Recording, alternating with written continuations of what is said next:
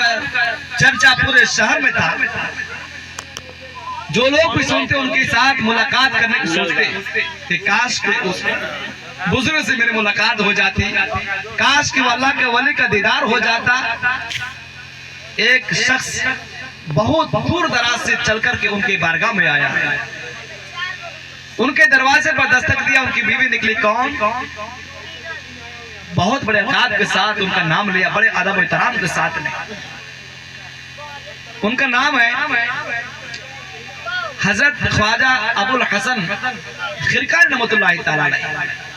آپ کے نام بہت ادب و احترام سے لیا ان کی بیوی کے سامنے.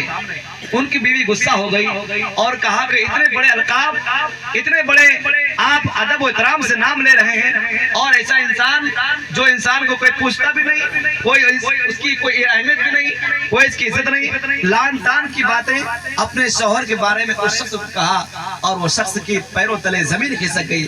اللہ اللہ, اتنے دور سے میں چل کے آیا ہوں اس بارگاہ میں جس بارگاہ کے لوگ ترستے ہیں, اور اس بارگاہ میں آیا ہوں. ان کی بیوی ہے جو ان کی سنتی نہیں ہے, اور ساری دنیا اسے غلام ہے, ساری دنیا ان کے ساتھ میں ہاتھ ملانے کو سوچتی ہے, ساری دنیا ان کے چہرے مبارک کو دیکھنے کو سوچتا ہے. کاش کہ میں نہ آتا. وہ کہا کہ آخر خیر آپ یہ فرمائیں کہ آپ کے شوہر اس وقت کہاں ملیں گے؟ کہنے لگی دیکھو کہیں جنگل میں آرام فرما رہے ہوں گے, دیکھو کہیں جنگل میں ٹہل رہے ہوں گے.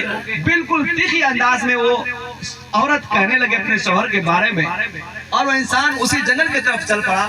اس جنگل کی طرف جانے کے بعد دیکھتے کیا ہے کہ ایک انسان ہے جو شیر پر سوار ہے, اور ان کے ہاتھ میں ایک اژدہا جو گھوڑا بنا کر کے آ رہے ہیں.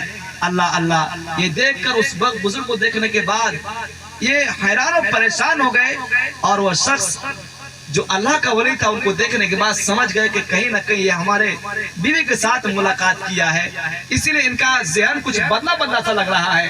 وہ کہنے لگے کہ حضور میں یہ کیا دیکھ رہا ہوں, آپ کی اہمیت, آپ کی عزت و احترام گھر میں کچھ بھی نہیں, اور آپ جو ہے تو شیر پر سواری, اور آپ کے ہاتھ میں اژدہا کا گھوڑا بنا ہوا ہے مارنے کو. یہ کیا دیکھ رہا ہوں؟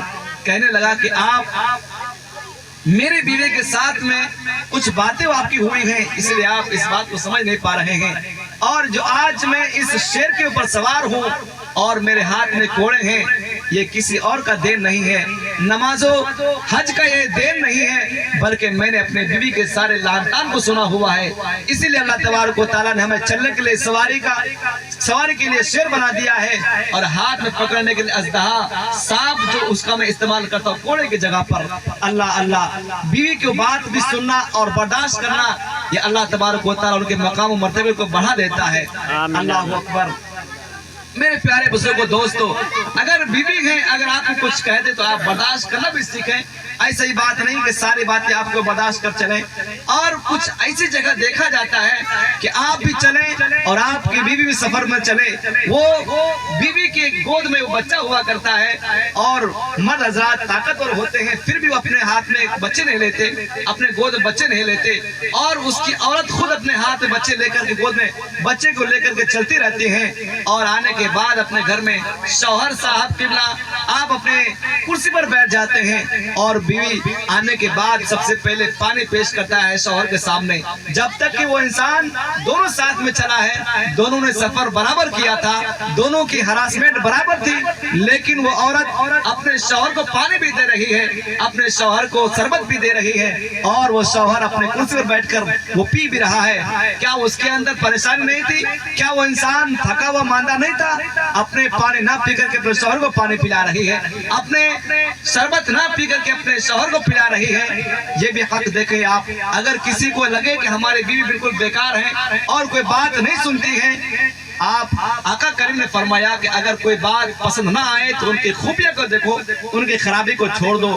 اس کے اندر کوئی ایسی بات ہوگی جو خوبی ہوگی, اس خوبی کو دیکھ کر کے آپ ان کے ساتھ میں زندگی گزارو. اللہ تبارک و تعالیٰ آپ کی زندگی کو پار کر دے گا. میرے پیارے بزرگوں دوستو, وہ انسان کرسی پر بیٹھ کر کے ہیں اور ان کی عورت پانی بھی پلا رہی ہے, شربت بھی پلا رہی ہے. اس کے اندر آپ یہ دیکھیں کہ کتنا اپنے شوہر کی عزت و احترام کر رہی ہے, اور جو بچتا ہے بعد میں وہ پیتی ہے. اور پھر سونے کے سمے وہ عورت بیٹھتی نہیں ہے بلکہ کھانا بناتی ہے, اور سارا کچھ کرنے کے بعد سب سے پہلے اپنے شوہر کے سامنے پیش کرتے ہیں. آپ تناول فرمائیں. کھانے کے بعد وہ عورت اپنے بعد میں کھاتی ہے, جتنا بچ جائے تو اس کی بھاگ ہے, قسمت ہے. تو آپ اس کی خوبی کو دیکھیں, اس کی خرابی کو نہ دیکھیں. اکثر دیکھتا ہوں, اکثر سنتا ہوں کہ لوگ اپنے بیوی کو مارتے ہیں, اپنے بیوی کے ساتھ میں اچھا سلوک نہیں کرتے. اللہ کی بارگاہ میں جا کر کے آپ کیا منہ دکھائیں گے؟ اپنے بیوی کو مارتے ہیں. اور شوہر کا حق ہے کہ ان کی ساری باتوں کا خیال رکھے. شوہر کا حق ہے یہ کہ ان کی ساری چیزوں کا احترام کرے. وہ انسان اپنے ماں باپ کو چھوڑ کر کے آپ کے گھر میں آ رہے ہیں, سارے لوگوں کو چھوڑ کر کے صرف ایک چہرہ جو شوہر کی شکل میں ان کے سامنے آئے گا, اس انسان کو دیکھنے کے بعد وہ ساری چیز کو بھول جاتی ہے. تو آپ اس کی عزت کریں, آپ ان کے احترام کریں. اللہ تبارک و تعالیٰ نے آپ کو دونوں جہان کی نعمتوں سے مالا مال کر دے گا جب آپ اپنے بیوی کو سنتے چلیں گے اور بیوی بھی آپ کو سنتے چلے گی. تو دونوں لوگ کبھی کوئی غصہ کرے کبھی وہ غصہ کرے تو دونوں لوگ اپنے آپس میں صبر کرتا چلے. اور صبر میں انسان کی بھلائی ہے. اگر کسی رشتے کو بہت دور تک لے کے جانا ہے تو صبر کرنا سیکھیں. اگر صبر نہیں ہے تو وہ رشتہ بہت جلد ٹوٹ جائے گا. اللہ کی بارگاہ میں دعا ہے کہ اس محفل کو اپنے بارگاہ میں قبول عطا فرمائے اور اللہ تبارک و تعالی ہم سبھی لوگوں کو کہنے اور سننے سے عمل کرنے کی توفیق عطا فرمائے.